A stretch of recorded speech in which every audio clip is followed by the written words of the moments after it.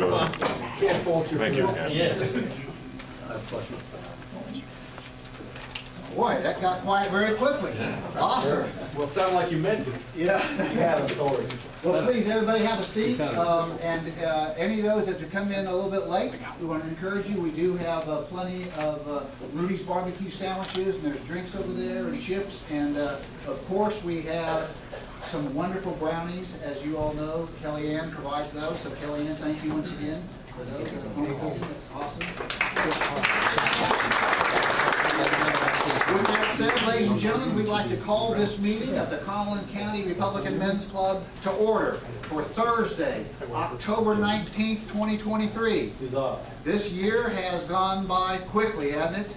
Already October, and but some good things have been going on, obviously. But this is exciting times, guys. I mean, look what's going on in Washington. No Speaker of the House, right? We're watching that very intently. We have, unfortunately, a regional conflict war. Israel is under attack.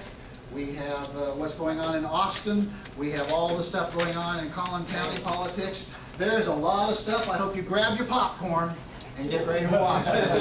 It's going to be quite something. So this evening, as you all know, with the Collin County Republican Men's Club, we always start off with a prayer. And I would like to welcome, and I'd like you also to welcome, Collin College Board of Trustee members who will be leading us in prayer. Please welcome Kathy Alexander.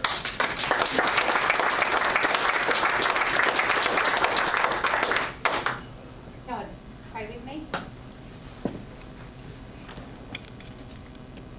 Father, we come to you tonight thanking you for the privileges to be born in America and for us to take our freedom and our powers that you have given us and use it for the good of our nation. Father, be with those that you have placed to rule over us. Let them hear your voice. And Father, we take up the folks of Israel. I know that in the past you put Joshua on the battlefield and confused the enemy, and they killed themselves, and Joshua did not have to lift a finger. Father, we'd ask that you would protect your own and provide an outcome suitable to your will. Father, go before us tonight. Let us hear your voice in everything that is said and done, and let us take those directions to heart and move forward in your will. These things we ask in your Son, our Savior's holy name. Amen. Amen. Thank you, Kathy. Thank you very much. We have leading us today with the flag salute to the United States flag. Please welcome the Honorable Judge Randy Johnson. Will y'all join me in honoring our country and our great flag?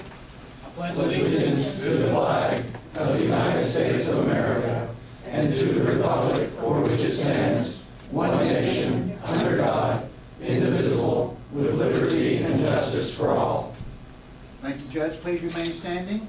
Next, I'd like to welcome Judge Mark Rush to please lead us in the flag salute to Texas, the greatest state. If you will join me, please.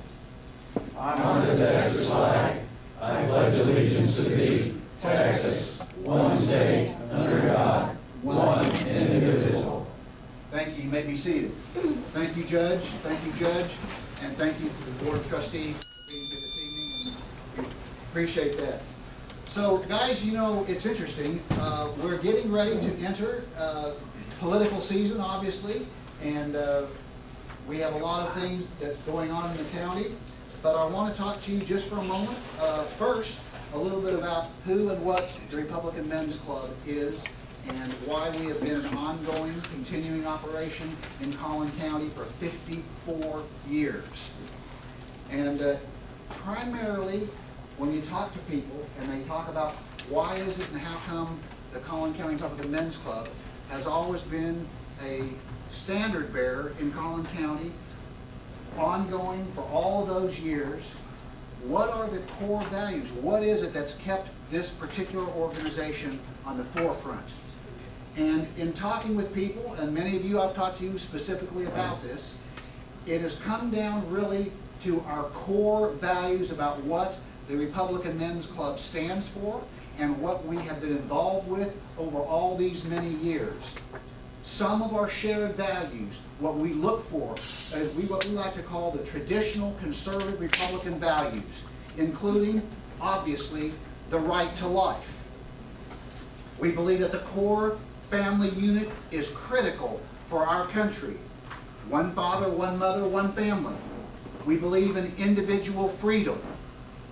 This organization, the Men's Club, believes obviously in limited government, in limited taxation. We certainly believe in the rule of law and not mob rule. We also support our military, and we believe strongly that you have peace through strength. We talk about supporting real fiscal responsibility and accountability. And obviously, we here as Republicans and conservatives support free markets, we support capitalism, and we oppose at all levels socialism and communism. And finally, we recognize and we support human dignity because we know that all people are created equal in the eyes of God.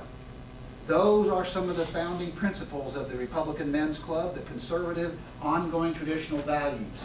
We always, every meeting, we have new people join. We have new people here tonight. By the way, I want to remind you that it's not just a men's club. We have full voting rights and membership of ladies as well, so we encourage that. But if this is something, a type of what you talked about, the principles and core and shared values that we just talked about, if that's something that you feel that you can be part of, we invite you to join the Republican Men's Club. Because after all, we've got another 54 years to go. So, with that being said, I want to get into the President's report. We have several remarks and announcements. At this time, you know, the month of October, every year, as those of us who have been members many times, many years, know that that is when the Republican Men's Club presents its, what we call a slate of candidates, but that's a little bit of a misnomer, because just because they've been nominated by the nominations committee, in the Men's Club, anybody can serve. All it takes is simply to be nominated, okay? And you can move forward. You can nominate yourself if you'd like, but we do have a nominations committee, and the president, by myself, I have nominated and put together as chairman of that committee one of our longtime board of directors and former president of our organization, Richard Dodson. And Richard, I would like to invite you to come forward. You provide me with the list, and I'd like you to present that list of the slate of officers. But I want to remind everybody, this is just the slate presented this evening. We don't vote on that until actually next month, and then in December is when the transition comes in and they're sworn into office. Richard. And we want to celebrate Christmas. Absolutely. Right? Yes, sir. Okay. All right. Tim, are you having fun yet? You look just great, Tim. Tim's our treasurer, so we want him to. Okay, let's start with trustees. They're the guys that sort of stick around and tell the new guys how to do this and that. But Mark Rutledge, where's Mark? Okay, Mark, you're the four-year trustee. Okay. The Lord, okay, you're the 3-year. Ravi's not here. Did Ravi get back from Israel? He did. I talked to him just the other day, and but he's now off to New York to see his grandson play Okay, hockey. Ravi's been over there, and He got out from Israel literally 4 hours before the attack started. and he can't tell time, so that's down. John Myers comes in as the new trustee, past president. Now, Sergeant of Arms, Stephen Callis. Where's Stephen? I know, stand up, Stephen, so people can see you. Yeah, it's okay to eat barbecue. Technology is vice president of technology. Delar's our chief. Stand up, Delar. And past president. Bob Tillman, people waving hand. He's Delar's assistant. This stuff on the computer is getting so tough. Well, I think you may even need another committee member just to keep it straight.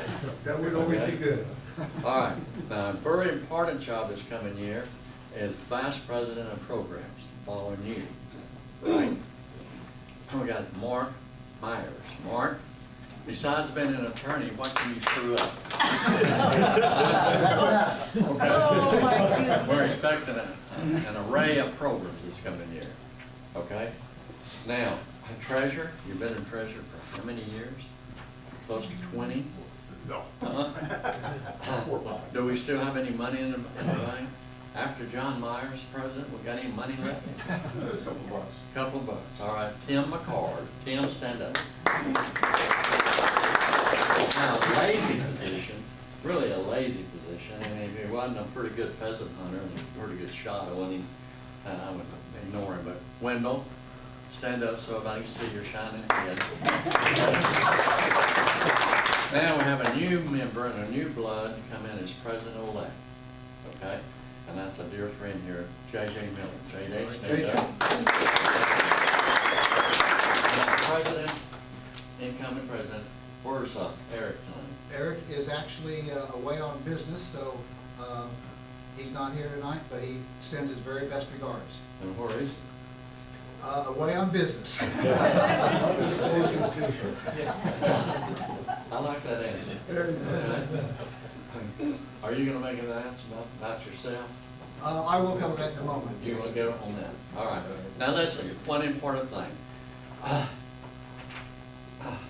Judge, I know I've been around a few years about this business. Our club does have a statue in this community. Mayor, you know that. We go back quite a damn number of years. We used to have 3 clubs. The women's had 2 clubs and our club. Now we have a lot of diversity. And we have a lot of people using our franchise, the Collin County GOP. Okay? And as we grow, it becomes even more diverse. Okay? We are the core of the Republican Party, and it's a proud thing to be an officer of our club.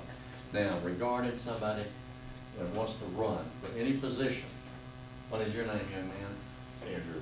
Andrew, if you want to run for something, call me, and I'll give you the 21 degrees, okay? And so you know what you want to do, all right? But I invite anyone to come in, okay? And we'll make a position. Okay, and we can always have 3 or 4 sergeant of arms since we're such a rowdy bunch. Right, Howard? Yes, sir. Yeah, all right. So call me if you have any suggestions or if you have any additions to our slate for the coming year. Thank you, Mr. President. Thank you, Richard.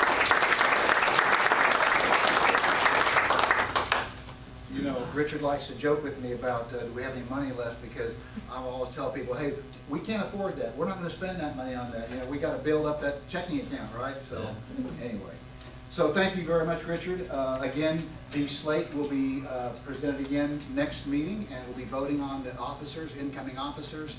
And then at the December meeting, which is always a lot of fun, you know, we've had Santa Claus come before, we have had magicians, we've had members of the Dallas Symphony, we've had many different people come in, and it's always a very festive mood. So make sure you put that on your calendar for the 3rd Thursday in December. So that will be coming up. I do want to just let you guys know, of course, that there is an election coming up. And people say, oh, wait, there is? Well, you're talking about next spring? No, there's a big election actually coming up before that. Who can tell me what the very next statewide election is? Yes, sir, Carl? It'll be on November the 7th, and we'll vote on 14 constitutional amendments. And in Collin County, you'll vote on a bond in 5 parts. And there might be other things going on as well at the lower levels. Carl Boitsberger, man, he's on top of stuff, let me tell you. Good job, Carl, very nicely done, because you're exactly right. And in most areas, it's going to be that state referendum on these 14, what we call propositions. Really what they are amendments to the state constitution. Some of them are very innocuous, that, you know, seems like no problem, but others are somewhat controversial, okay? And I'm just going to go through very quickly, because I want to bring you up to speed on this. Proposition 1 and I'll just read the constitutional amendment protecting the right to engage in farming, ranching, timber production, horticulture, and wildlife management. Now, that sounds pretty good, doesn't it? Okay, well, there are some people organized that are opposed to that, but generally what it does, it would prevent a city, interesting enough, from banning farming in a certain area for no specific reason. And what's happened, particularly in some areas, is that they'll just pass, a city might pass a general rule that says, you know, okay, no more farming allowed within the city limits or certain areas. So this has been actually proposed by mostly the Texas Farm Bureau and others are supporting this particular amendment. Number 2, the constitutional amendment authorizing a local option exemption from an ad valorem tax by a county municipality or in part of the appraised value of real estate used to operate a child care facility. Really what that says is that they're talking about giving a waiver of the property tax to child care facilities. Now, a lot of people say that that sounds good because we could all use more, but the people who are opposed to that say, well, why are you singling out just child care? Why are they something special? How come they don't have to pay tax and, you know, a dry cleaner does? So make your own choices, but that's an interesting, that it's actually proven to be much more controversial than what was originally thought it would be. Number 3, the constitutional amendment prohibiting the imposition of an individual wealth or net worth tax, including a tax on the difference between assets and liabilities of an individual or family. And I'll just put the statement out there, if you're a Republican, you better vote in favor of this one, okay? Because this is making it so you do not have a tax on your savings, your tax on your net worth. This is to prevent that. You know, that's a very seemingly popular mood in many of the European countries. They're instituting, you know, a 1 or 2% wealth tax. The harder you work, the more responsible you are, and you save, guess what? Too bad, we're going to tax you for doing that. So my personal recommendation is support that. You might disagree, but that's what's happening here. Number 4, this is the one that which is a big proposition. You've already been getting mailers in the mail about it and all. This is the constitutional amendment to authorize the legislature to establish a temporary limit on the maximum appraised value, putting residence homes from 40,000 to 100,000, and adding homesteads and increasing the exemption for the elderly and disabled. This is what the legislature passed to lower the property tax, part of that 12 or 13 billion dollars that they're saying we're giving everybody a tax break, right? I mean, familiar with this, you know, that was the special session that was called just a couple months ago, and this is what was passed. So, you know, we had a surplus of nearly 33 billion, but they're giving us back 12 or 13 of it in some portion of a tax break. So, not sure where the rest of the money went exactly. But anyway, most people, I think, are supporting this, so it will provide some element of relief. Number 5, the constitutional amendment relating to the Texas University Fund, which provides funding to certain institutions of higher education to achieve national prominence as major research universities. Okay, this is interesting because there already is a university fund that provides money to the Texas A&M and the UT systems. This particular fund would not go to the UT or A&M system, but rather would go to all of the other state universities who currently don't have a fund to support that. So there you go. Make your mind up on that. Number 6, the constitutional amendment creating the Texas Water Fund to assist in financing water projects in the state. This would be done, by the way, with a beginning endowment of $1 billion down payment. It would provide, if this resolution passes, a new special fund in the state treasury outside the general revenue fund that could be used to help support in new water projects across the state. Number 7, the constitutional amendment providing for the creation of Texas Energy Fund to support the construction, maintenance, modernization of electric generating facilities, but please note, this is specifically designed for new natural gas fueled power plants, not really for wind and solar. So this is designed and is put forth after, you know, the situation we all face where a lot of the wind and solar kind of, when it's freezing and dark outside, you don't get much power from them, right? And no wind. So anyway, that's number 7. Number 8, the constitutional amendment creating broadband infrastructure to expand high-speed internet broadband access across Texas. So some people think that that's needed. Others, the argument against this is that, hey, let regular supply and demand figure that out. We don't need to subsidize that. So make your mind there. Number 9, the constitutional amendment authorizing the 88th legislature to provide a cost of living adjustment to certain annuitants of the teacher retirement system of Texas. So obviously the teachers are very strongly supporting that, and you know, that I think a lot of people support that. So that's number 9. Number 10, the constitutional amendment to authorize the legislature to exempt ad valorem tax again for inventory held by the manufacturer of medical or biomedical products to protect Texas healthcare network and to strengthen our medical supply chain. Sounds pretty good. And that is, why would this particular industry get special treatment to exempt them from property tax just because they're part of a network of medical supply chain? Number 11, we're almost done here, folks. The constitutional amendment authorized the legislature to permit conservation and reclamation of districts in El Paso County. There's some unique things going on in El Paso County.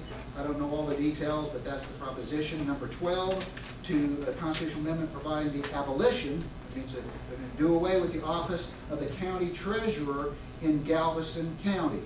Once again, this is mainly put forth by the people in Galveston County. And the current, interesting note, the current treasurer of Galveston County, Hank Duty, says, quote, "It is redundant and a waste of more than $500,000 each year," and he is very much in favor of doing away with his particular office. So there you go. Kind of interesting. So let's see here. We have actually a couple more. And let me tell you what those are. Number 13 is important to somebody right here in Collin County, by the way. The constitutional amendment to increase the mandatory age of retirement for state justices and judges. So currently it's set at 75, and the proposal is to raise that to age 79. It's my understanding this is actually affecting a fairly decent number of judges. I know there's some other judges that were really bringing this up in South Texas. So the argument is, hey, they would still have to face the voters to be reelected if they, you know, to run for election. So that does affect, I know, at least one judge here in Collin County, Judge Flint. So interesting enough.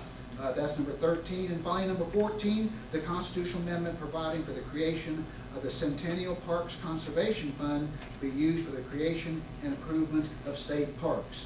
And this would be funded at a cost of taxpayers beginning at $1 billion. So there you go, folks. These are what you'll be voting for, at least statewide. A lot of good information there. You need to be sure and vote. Some of these are actually fairly controversial. So with that being said, we have a very special guest this evening. Our keynote speaker is the mayor of our fair city of Plano, and I'm going to ask our program's chairman, Mark Rutledge, to please formally introduce our guest speaker tonight. Thank you, John. I'm very pleased to introduce our speaker tonight, Mayor John Munns. Mayor Munns was born in Dallas, moved to Plano in 1970 with his family. So what is that? 53 years in Plano. Graduated from Plano Senior High in '78, bachelor's degree in marketing and management from Abilene Christian University. He's currently general partner with Munns Enterprises and previously served as vice president of Wyatt Cafeterias. And boy, do I miss Wyatt's Cafeteria. I love the rest of you. What a great place. He has a long history of public service. He served in the Plano Independent School District for 16 years, 3 of those as president. Served on the Economic Development Board, and most recently, chair of the Planning and Zoning Commission. And I love this guy's resume. He's a great Non-governmental boards include Children's Medical Center, YMCA, Plano Sports Authority, Journal of Hope, and City House, among others.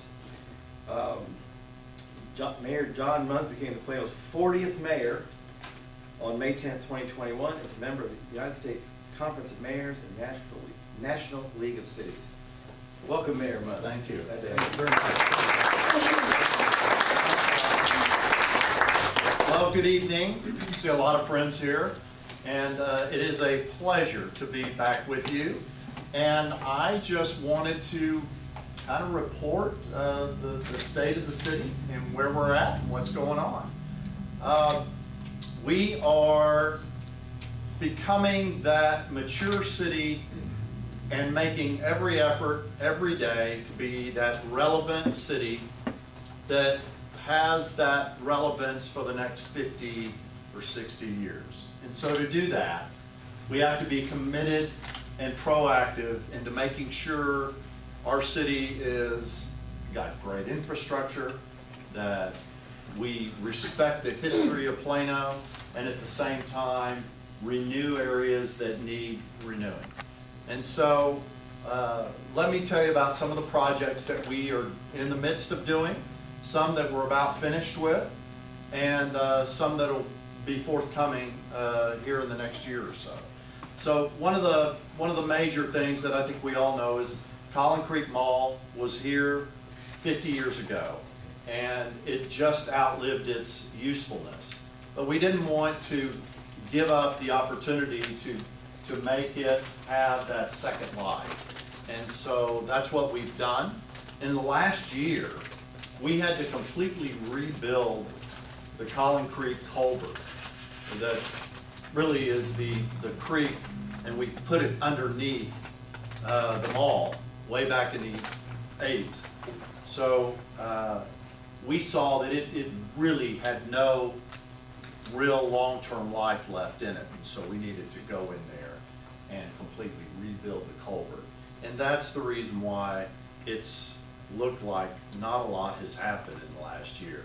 I think we're going to see a lot of activity over these next years, this year and next. So we're looking forward to that being a real instigator of opportunity all around it. And they're all the strip centers that surround that mall are also going to be updating those strip centers along Central, Alma, and 15. Most of you may know over on Spring Creek and Central was the old garden center, and we are so pleased with the new project that's there. We call it Assembly Park, and it is a mixed-use office complex. There'll be some restaurants over there that have great patio views that face back towards the north where the church is, and there's going to be a park for the public, and there's going to be trails and things like that. And from where it was to where it's at is amazing, and so you really need to get over there and see it. We're really proud of it, and we're real thrilled to see the development continue as it was. But we took a tour of it about a month ago, and it's really fabulous, so we're really excited about that. Willow Bend Mall is also another mall that is not near as old as Collin Creek, and so we won't have to really do a lot of demolition like we had to do at Collin Creek. But it's got terrific parking levels, and so all of the ground parking, which is excessively more than we need, is going to have an opportunity to really reinvent the mall and create some space for entertainment and things like that, more restaurants and activity there. So we still are waiting on, there's a company out of Dallas called Centennial that has bought it, and they have still yet to submit their final plans, and so we'll see what it's like, but we've seen some preliminary plans. Haggard Farms, the part that's east of Parkwood, or yes, east of Parkwood, has, will begin starting this winter and spring, and there'll be an event center, really an outdoor event center, an activity area for a collection with restaurants and really kind of keeping that style in that area. And so we're really excited about them getting started. And the other one is, and that really hasn't begun yet, but over at the Haggard Ranch on Park and Custer is they're selling that, and it'll be single-family homes. So that's what we're doing.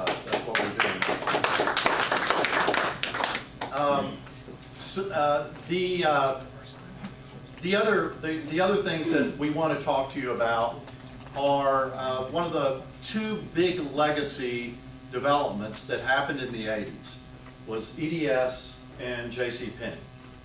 And JCPenney is back doing quite well. They've kind of reimagined their business, and they have about 40% online sales. They still have 600 buildings in the United States.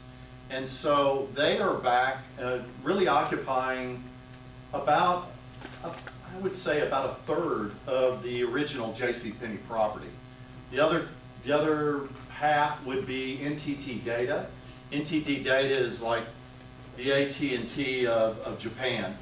And they occupy that, but they also occupy two other buildings that are in Plano.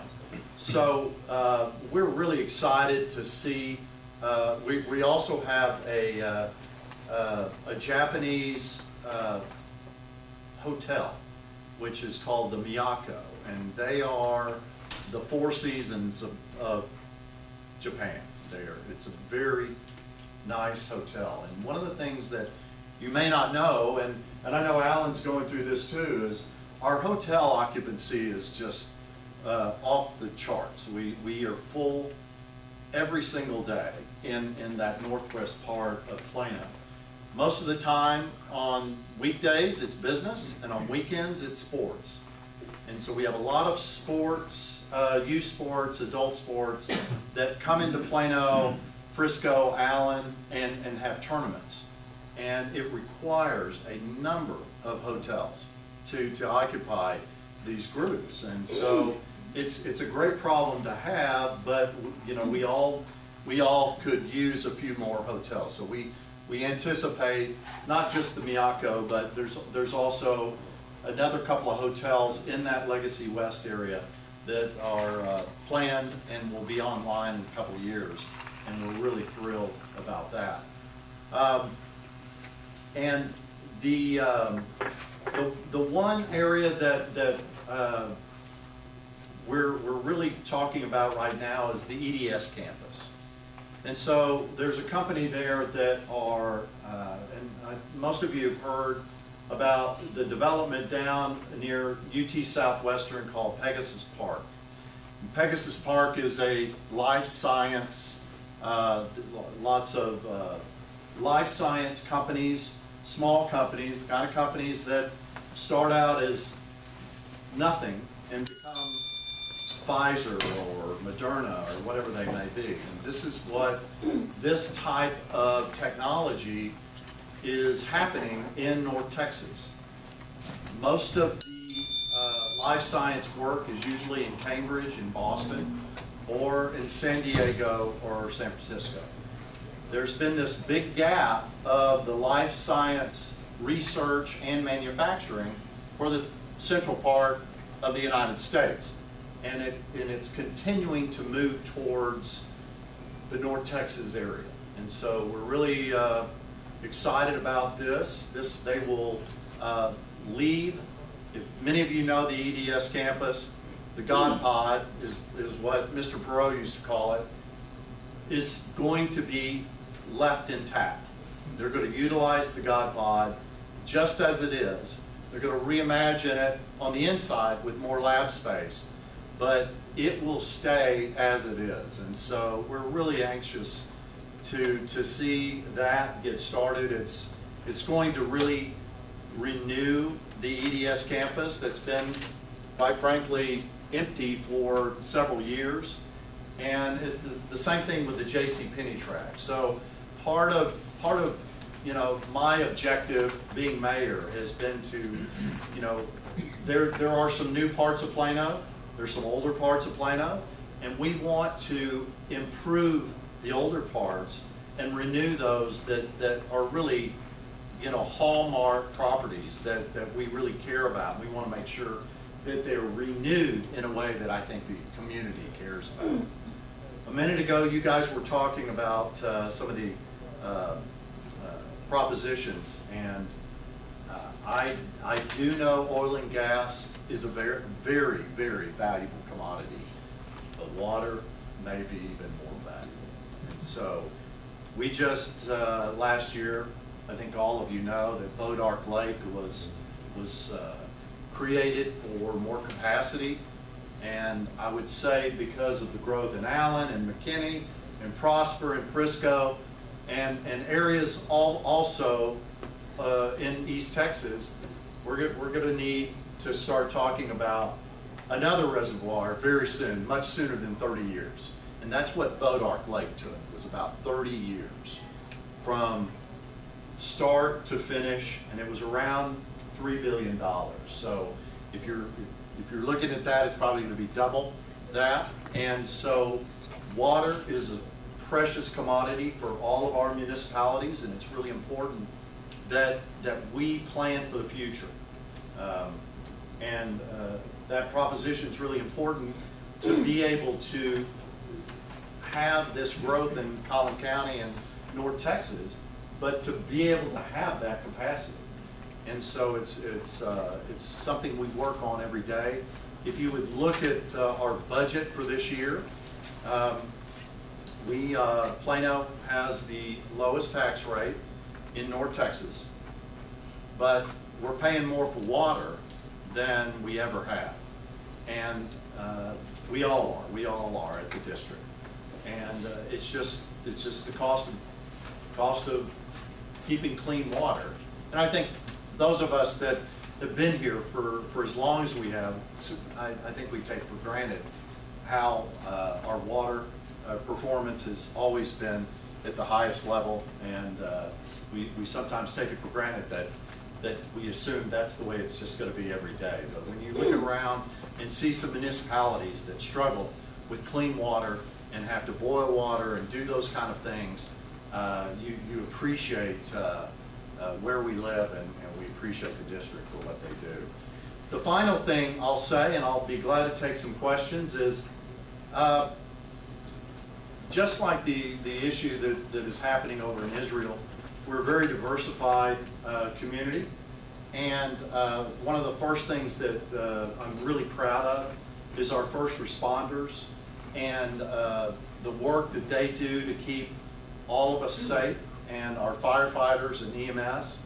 And so one of the things that we did immediately on Sunday of last week was to make sure that our police presence was even higher at our temples and mosques and our churches. And we continue to be vigilant every single day as this continues. We continue to have rumors of things that are going to happen, and they probably end up not happening. We've had a few of those this week. But I just want you to know that all of us are working very hard to make sure that you all are living in a very safe community, and that it's something that's the highest priority for us, and I'm sure it is for you guys as well. And we take that very seriously, and we want all of our community to be very safe. So with that, I'll be glad to take some questions in regard to anything that you have in mind. Mr. Reeves. Yes. Former Mayor McKinney, Brian Lobo, Yeah. he has stated that Inclusive Communities Project brought a lawsuit against their city for where they're putting affordable apartments. Yeah. Is that the same organization that Yeah. is bringing lawsuits against Yeah, it's the. Or threatening lawsuits. Yeah, and oh, by the way, we bought that property back from them. So that development, they threatened a lawsuit. We made an offer to buy it back for what we sold it for, and they agreed. But they've made threats in the past too. That's just something that they do. Yes, okay. That, and you know, most of the time, in larger municipal cities, but obviously we're all becoming a little bit larger, and so they were representing the buyer, which really, we knew at the time that we weren't sure that the buyer was real, and now it kind of looks like it wasn't real. I have one follow-up question. Please. The affirmatively furthering fair housing rule that was enacted by Obama in 2015. Yes, sir. It has had a transformative, extremely transformative effect on cities and towns throughout the state and the United States, actually, in various cities. Why hasn't the city informed the citizens that that's one of the reasons, a major reason, the city decides to approve apartments, rezone land and approve apartments for land that was previously zoned for another purpose? I'm not sure why we haven't brought that up. I think we've been very careful to make sure that we were within the law in making the decisions that we did, especially knowing the Fair Housing Act is very important for us to make sure we stay in between the lines. We will be more transparent on that, and I'll be glad to bring that up in front of council. I'll finish with this. I talked with the Attorney General, Texas Attorney General, Ken Paxton, and he said he's willing to take this case to SCOTUS, and also we're looking at possibly on a state level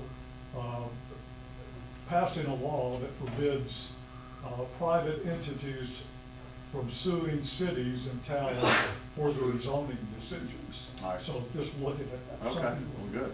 I'd be glad to hear that. Thank you. Alan? Following up on Doug's issue with inclusive communities, they came to our city and called us an opportunity city, a high opportunity neighborhood actually, and made the point that there were opportunities afforded in our city that other cities didn't have. They were coming here. So I was surprised when all of a sudden their suit disappeared and we're buying the land. Well, they didn't actually sue. They were threatened. They threatened to sue. Right. And then once we realized that buyer really wasn't real, then we found out that they were willing to walk away because the opportunity really wasn't there, even though they said there is the opportunity. And so we said, well, let's clean this up and just buy it back. Yeah, and I'm glad you addressed that because there seemed to be nothing in the press after the community impact story about it. You're right. It just disappeared. But my question was this: on Monday, the Director of Neighborhood Services brought a consultant to you. Yes. And he claimed to have addressed the issue of how we're going about asking for affordable housing credits from the state, and he suggested that we redo things by taking the, I believe it was Shenette's commission, taking it away from her since we were only there for 2 years and we're citizens, I believe is the way he referred to us. Where do you stand on leaving the process the way it is and continuing to make applications for the 9% state funds? I think we all came out of his suggestions knowing some of them just weren't reasonable, and we knew we needed to really maintain what we were doing and making sure that the nonprofits that are part of this process were always included in that, and not, we don't want to be the landlord in these deals. We want to be able to, I hope that's not me. But we want to really not take some of the suggestions. offering. Okay. So, That was one of my yeah, questions was. so we all kind of understood what he was suggesting, but it was a little bit more than we could swallow. I'm glad to hear you say Thank that. you. John? Yeah, many of us have always enjoyed the Haggard Party Barn, Sure. And do you know specifically, is that going to be kept or is that going to go away? That's up to Mr. Haggard, and I think, I know he's looking at master planning that piece, which is, it's about 140 acres. So it's about twice the size of Legacy West. Okay. But I think one of the things that he's talked about would be to have some form of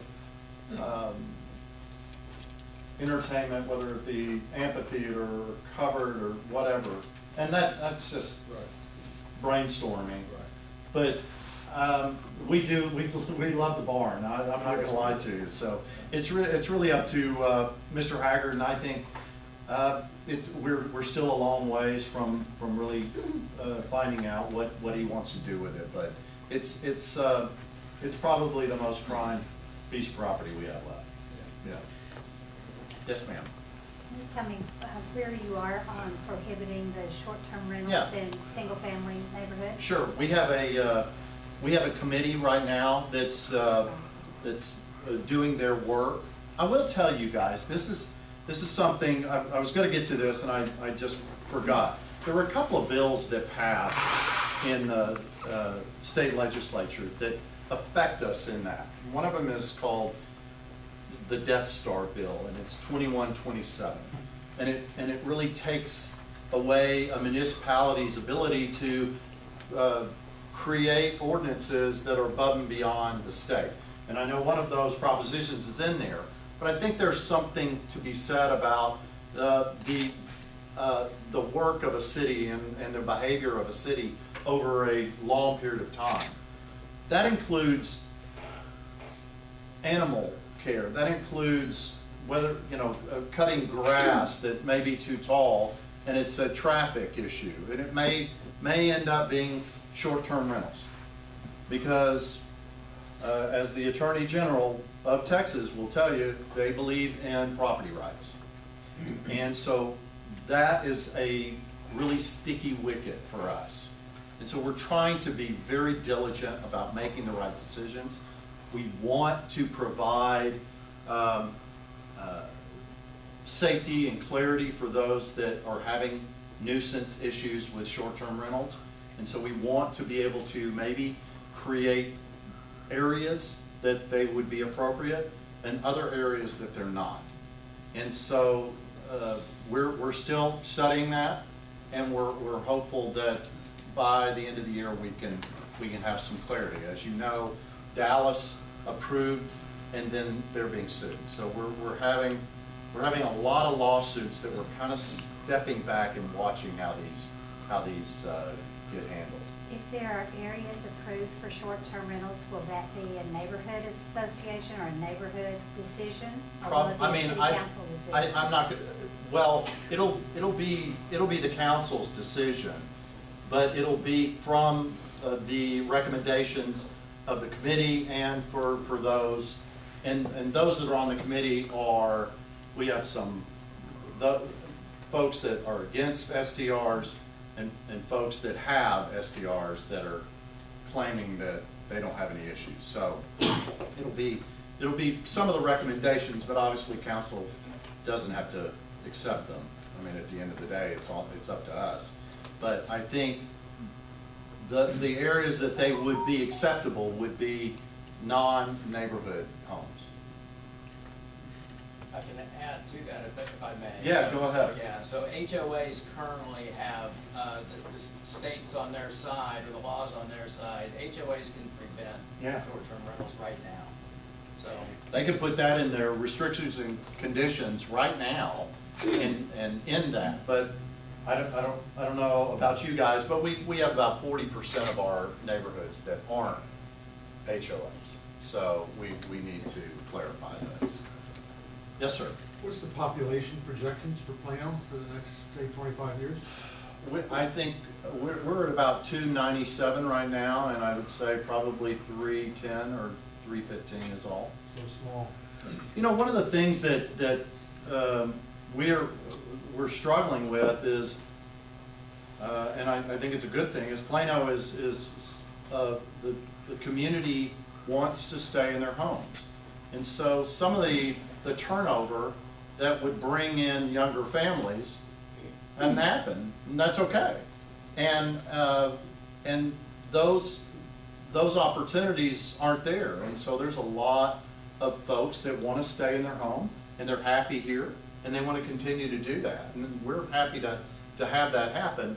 But at the same time, it limits that housing availability. And that's kind of the situation we're in, is our housing limit that we're at right now. But we foresee, you know, in the next 10 to 20 years, a lot of renewal in some of the older communities, but not now. Yes, sir. Art. Yeah, thank you.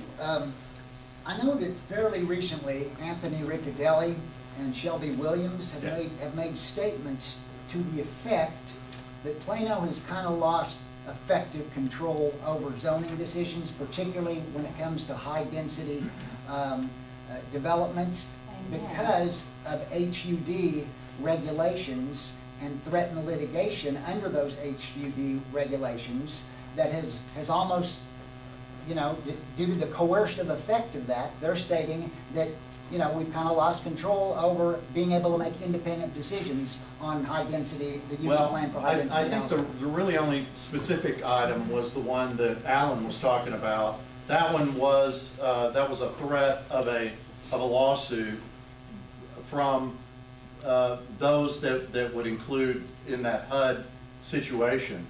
But other than that, I mean, I don't think we're having a situation that we can't have full authority over what comes and what doesn't. I guess, is there a fear that if you don't continue to expand high density housing to the extent there's available land, that it's not high density, it's affordable. Okay, affordable. It's tax credits. Okay. Do we offer enough affordable housing for the folks that you know need that tax credit to be able to afford there? So that's really the bigger issue. Now, one of the things that Plano Housing Authority is one of the things that we've been working on. It was a news story this week. Is some of our 30-plus-year-old garden-style apartments that have been around for a long time have been bought by developers, and this changed too. We worked really hard to change the law, and developers would be able to own the property, make it 51% affordable and 49% market, and it would go off the tax rolls. Right. So they get the full tax benefit of this property. So we said that's devastating to our municipalities. But we went down and we got a bill passed, and it began on September 1st, that not only they have to meet a much higher threshold, and they also have to meet those numbers much faster than was that original bill. So if they do buy that, then they're going to have to be closer to 75 or 80% affordable, and that takes that incentive away that was so easy to make money. So we just said, if you're going to take a property and make it affordable, then it needs to be significantly affordable, not just a tax play that you get, I don't know, $10 million property off the tax rolls. So we did accomplish that this year.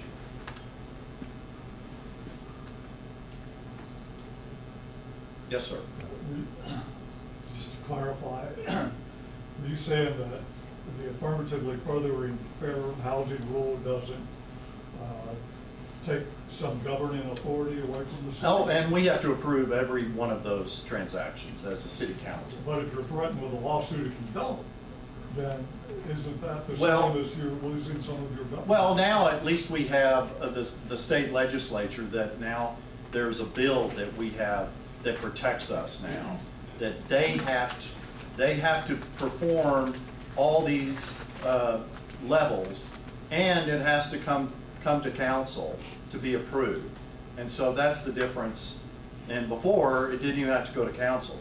You could just, they would be able to just convert an existing apartment complex, have it 51% affordable, and there really wasn't a timeline for them to do that. And we didn't have any authority to check their books to say, how many are in here that are paying tax credit rents? And so now they do. And so that was a big, huge bill for municipalities that now have a little bit more authority. The last thing I will say, yes ma'am, sorry. The transient abilities of people that are apartment dwellers versus people that own single-family dwellings. Mhm. That's a concern. I'm a former teacher, so I Yeah. want my kids to be, in the same place for a long period of time. Sure. Instead of moving from place to place. Is there a way for P&Z to require some of the high-density housing to be condominiums owned so that those people start gaining some equity and stick in a place a little longer? Can P&Z require that? I'm not sure we have the ability to tell a developer whether, we can turn it down, but we can't dictate whether he wants it to be owner operated or rental. That seems a shame. Yeah. Yes, sir. I'm just curious, you have essentially 3 different state reps that cover a part of Plano. Oh, no, we have 6. Well, I'm just saying. We used to have 2. Well, the lion's share. Okay. Okay. So who would you say is the most effective advocate for the city of Plano down in Austin? Well, that's a little unfair because, I mean, Matt Shaheen did a great job of helping us with the bill that we're just talking about. Jeff Leach also helped us with a couple of those bills that we got passed. I would say those 2 have been here for a long time and know the people involved in Plano and Allen, and I think one of those, the relationship means a lot to us. And so even though, I've gotten to know Jared and Justin, and they're good people. They're good people, and they listen, and they care about, what it means to the municipalities that they represent. But I can't say which one, works best. I do think that they do listen to our needs and respond to those. Yes, sir. One question. I have a question about whether the city has a consideration of plan or anything for painting with high visibility the center divider, where you make a left turn or you make a U-turn at night. That edge of that center divider is kind of invisible. Amen. Okay. Well, we're certainly more than willing to do that. I'll be glad to go back and talk to Public Works about doing something like that. I will tell you, finally, and I'll close with this, as I said earlier, we care about keeping Plano renewed and fresh, and sometimes that requires a lot of orange cones. And I'll apologize right up front, but it's really important that we are proactive about this, and it does cause some issues, and I apologize up front, but it'll mean a lot to us. At the same time, we are recreating all of our software and our traffic lights. And so if some of you are saying, what in the world is going on here? We are transferring from the sensor that a car creates underneath concrete to the cameras. And so that takes quite a while, and some of you have been caught in them changing out the motherboards of these cabinets on intersections. They'll shut it down for a few hours before they move on to the next intersection. And so I appreciate your patience, but I think we will be able to have a much better traffic lighting system when we're all finished. But it does cause some heartache. So thank you so much for having me.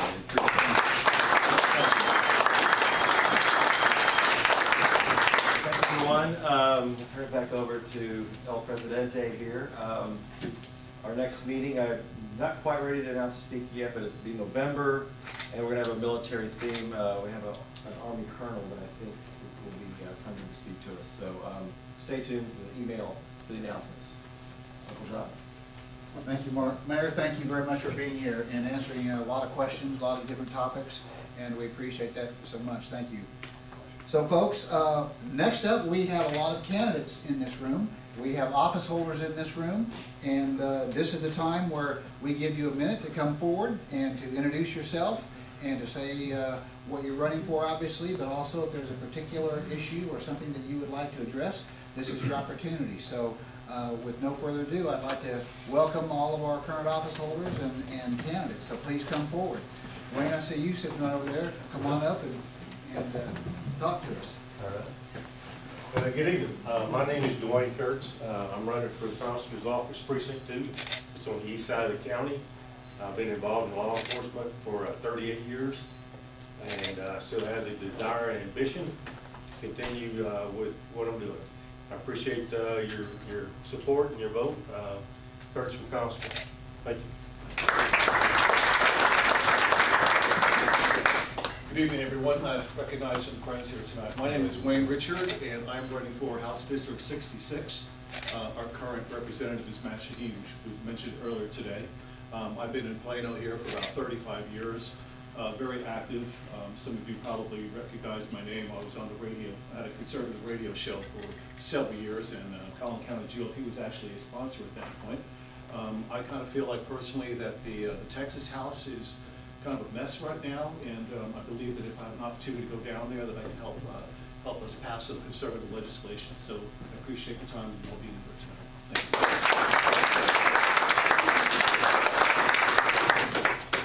Hello, everybody. My name is Scott Grigg, and I'm ready to be your next Collin County tax collector. If you're like me, you can't really see this from the back, so therefore I want to make sure you're coming up right now.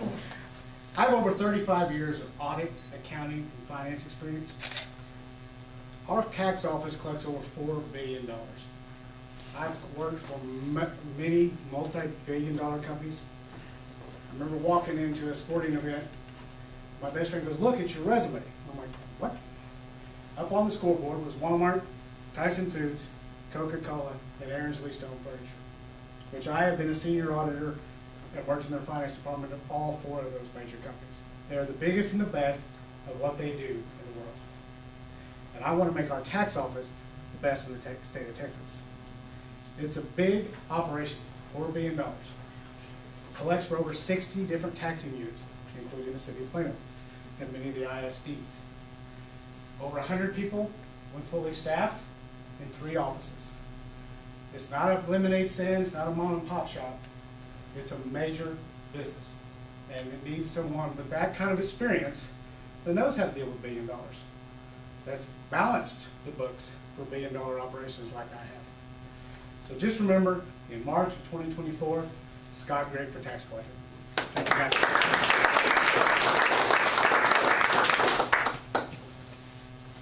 Hi everyone, my name is John Pora. I'm running for Congress in Congressional District number 3. Very simple. My platform, pro-life, pro-family, pro-freedom, and pro-America.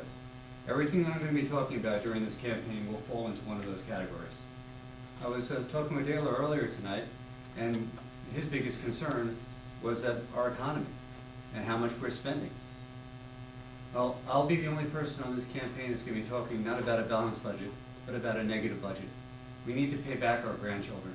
We've stolen from them, and that's not scriptural. So I'd love to have further conversation with you. My cell phone number is on the back. My website is wewantjohn.com.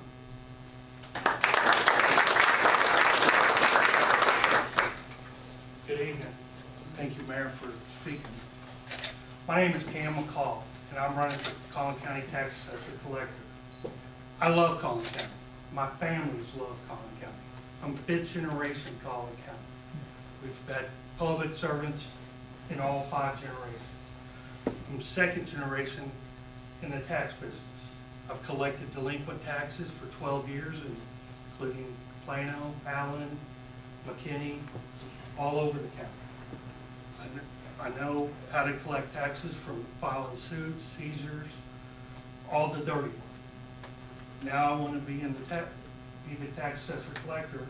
I'm actually working at the tax assessor collector and he's giving me a job as a supervisor. I've got his support. I would love yours. My name is Cam McCall. I'm running for tax assessor collector. God bless you and God bless Texas.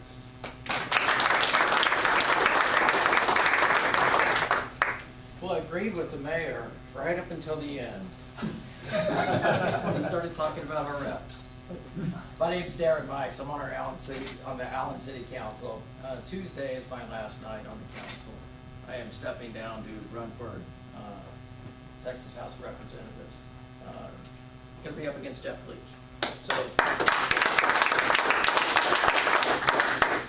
So, in Allen, we haven't had that experience that the mayor talked about with the relationship with our representatives. And that's something that I saw before I made the decision to run for the House. I saw it as a city council person. And I didn't quite understand it, why we didn't sit down with our city manager, with our mayor, with our representative, with our senator, as a community of cities, right, within the county. And have our representatives listen to us. What do we need as a city and as a county?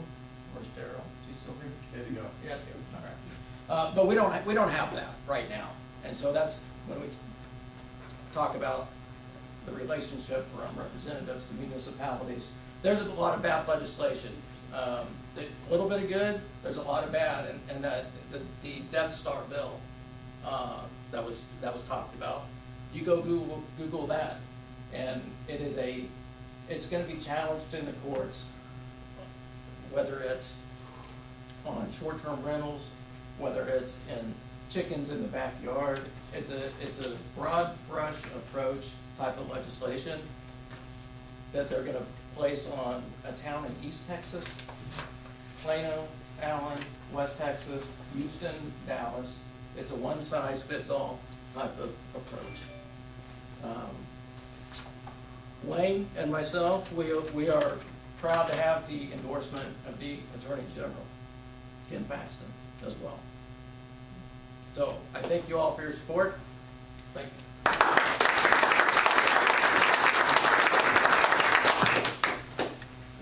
So I know we already introduced one of our trustees on Collin College, but always good to have Kathy Alexander here. So Kathy, and by the way, there is an election going on, actually in just a couple days, for, as you may know, our chairman, or has been chairman for the last more than 2 years, Abraham George, who is also an officer of this club, has actually announced that he was stepping down and he is running for state rep. And so yours truly, I've been the vice chair and I am running. This election is not open to the public. It's the election is actually to fill the term that Abraham stepping down is be elected by the precinct chairs. So be aware of that. And also, I just wanted to announce that I'm kind of excited. A lot of things have been going on. My youngest daughter, Amanda, and her husband, they are over at Presbyterian Hospital in Plano, and she is in the midst of labor, delivering her first baby. So congratulations on that. And I just got notice, a text. My daughter-in-law, my son's wife, Sadie, she'd been in the hospital for the last 9 days and had emergency liver surgery and then a surgery to remove her gallbladder and all that. But they actually have allowed her just late this afternoon to go home, and so she's been very pleased with that. So anyway, that's all.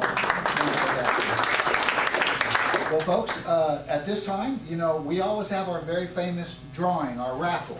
And everybody needs to be sure and have that little red ticket, okay? If you, and everybody's, Darren, you didn't get one, so if you did not get a red ticket, because there's actually two, we're going to be pulling around that. So who did not get a red ticket needs one?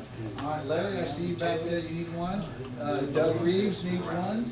Darren, who else? So Mark, if you grab 3 or 4 of those, that would be great. And we'll put those in the hand. We have actually a gift card that we're giving away tonight. This is to Maggiano's Little Italy, or On the Border, or Chili's, that's Universals, that you can use at any of those places. And make sure everybody has that red ticket. And, Thanks, I've always wanted a red sticker. so everybody has one? All right, so why don't we have, Kathy, if you come forward, you're a popular person here tonight, we're going to have you pull that ticket out there. Well, what if I get my own? Well, it's too bad it wasn't a big lottery ticket. And you'll have made a good ticket. That's right, exactly. So Mark's going to bring that up, and Okay. Do my left hand. It's the one with the bump on it. grab one of those and read that number out loud. Okay, are they all the same? Not the one in your hand. Let's do the last 4. 5208. What? 5208. 5208, the last 4. We got a winner right here. All right. Ken, if you want to give that to him.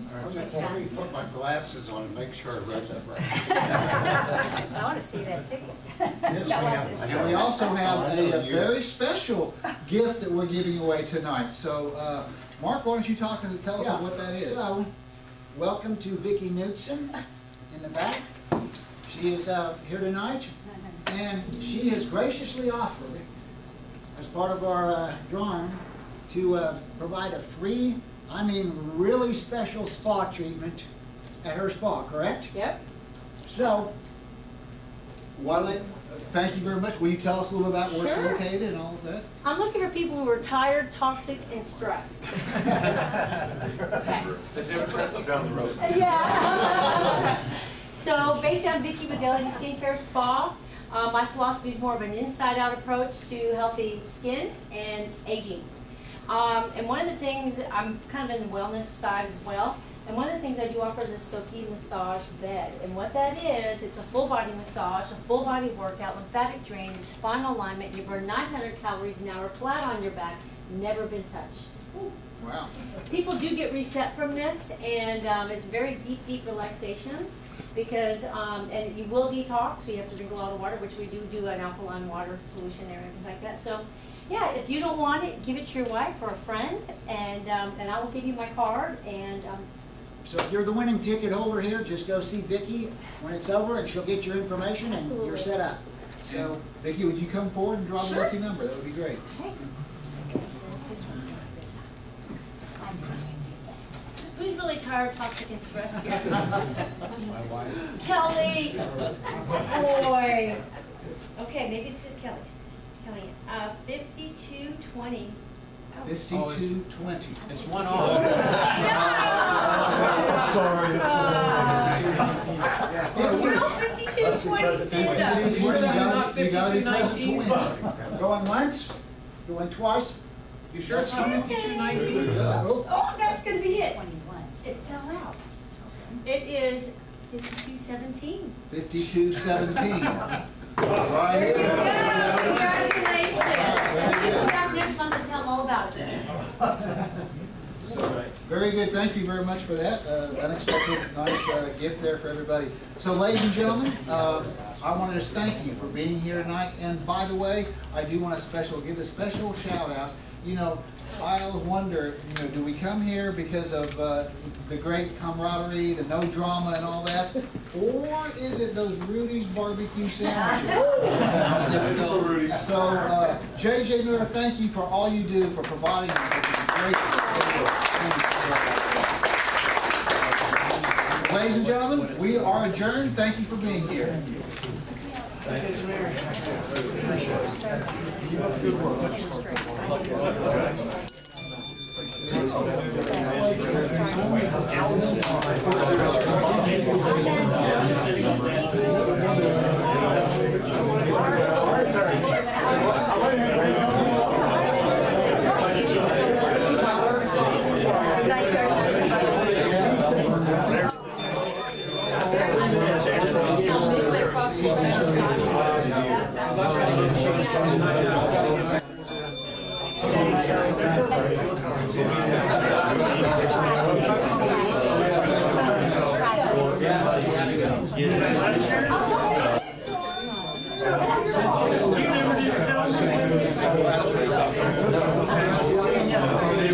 Yeah.